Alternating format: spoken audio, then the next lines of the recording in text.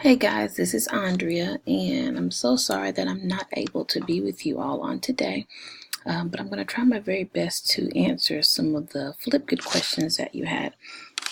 You'll see me looking at my notes here every now and then. All right, so the first thing I guess we need to go over is the difference between a grid and the difference between the topic. Now the grids, I have two grids right here. This is kind of like just having a community. So you can kind of look at the grid as a community. So I have two different communities here. Then within the grid though, you can have different topics. So here are my topics within this grid. And you can look at topics like questions or discussion prompts. It's kind of what you can describe a topic as. All right, so let's look at some of the questions, and I'm going to go in here in one of mine that I already have, and we're going to go into the edit mode of it so we can look at some of the things there. All right, so the first thing you're going to do is, if I can expand that, first thing you're going to do is you're going to give your topic a title. Then you also have the option of the display date here, the date you want it to display. And then right here you have the video response time. That's just the minimum or the max amount of time that you're going to give your students to record their response. And then you also have the response moderation, and this is just where you would moderate your students' responses before they are put on the grid for other students to view. The students would submit their response, and then you would just have to go in manually. You would look at the video, you would approve it, and then you can post it to the grid. A lot of teachers like this one just to kind of keep control of making sure that everybody is posting things that are appropriate. Right here for the topic description / question, this is just where you would put your instructions, or this is where you would put your question that you're going to ask, or maybe just your discussion prompt. This is where you would put that right here. All right, for your topic status. All right, so you have three different options here. If your status is active, then that means that your students are able to respond and they are able to record, okay? If you have your topic status set to frozen, students are able to view the videos, but they are not able to respond to the videos. If you have your status set to inactive, then the topic is not going to show up on the student's grid. It is, however, going to stay on your grid where you can see it, so you can change the status of it. But on the student's grid, it's not going to show. So over here you have to also have the other option for the launch and freeze dates. If you have a topic and let's say you've planned ahead and you've made several topics but you're not ready for your students to see them yet, you can set a freeze date to it.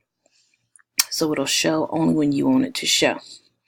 Let me make sure this is set to active.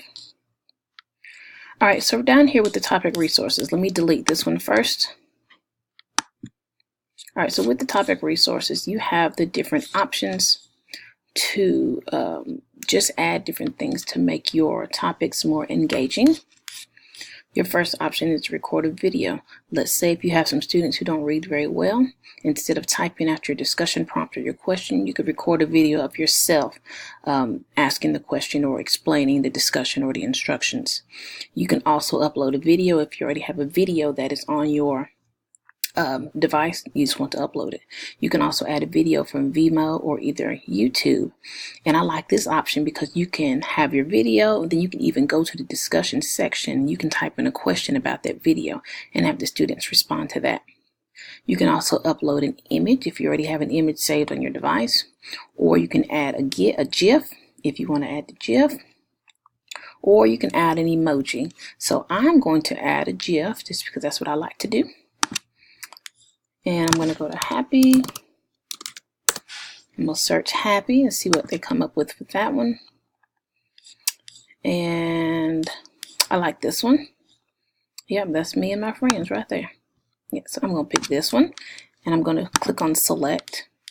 And now this is the resource that is going to show on my topic that my students will see. All right, so right here, I'm going to go to the topic attachment. This is where you would add a link or a website. Okay, those are the only options that you can add for a topic attachment. In any link or website that you add, Flipgrid is going to add a button in that topic for the students to press, and it's going to take them to that link. So all I've done is I've copied and pasted the Flipgrid website, and I've given it a title called Flipgrid. So when students click on that, it's going to take them directly to Flipgrid. You also have different response features. This is where the kids add the stickers and the drawings. You can allow that or not allow that. That's however you want to do. You can also give them the options of adding the emoji reactions. If you don't want them to do that, you can turn that off. You also have the response link. This is allows students to add links to their video, and the links can be public, visible to all. So what this means is if you want your grid and your students' videos to be public, you can leave this at the public, and that is kind of where other students can come in and they can view it and respond, or you can keep it private. Your response title, you can allow your students to add a title if they want to there through a response. They can include hashtags if they want to, just anything to make it searchable. I think we just have these options here for feedback. Very important, make sure whenever you have made any changes, make sure you click on update the topic to make sure that everything that you have done is saved. And you see here's my new picture. Alright, so let me go here. This is right here. This is where I went in and I put in the Flipgrid website. So it's created a button, and this is exactly what it's going to look like for the students. When they click on this, it's going to take them to Flipgrid. All right, let me go back here. All right, there was a question about the co-pilots. What the co-pilots does, you would have to have another teacher who also has a Flipgrid account. And then what you will do is you'll put that teacher's email address in, and then you will invite them to your grid, okay? Remove this.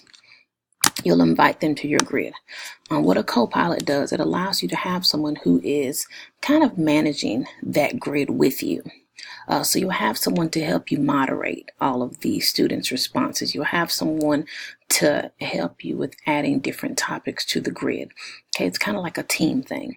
So you'll have another co-pilot, and especially if you have two teachers, you can go ahead and add both classes to those grids and really enhance the discussion by having more students involved.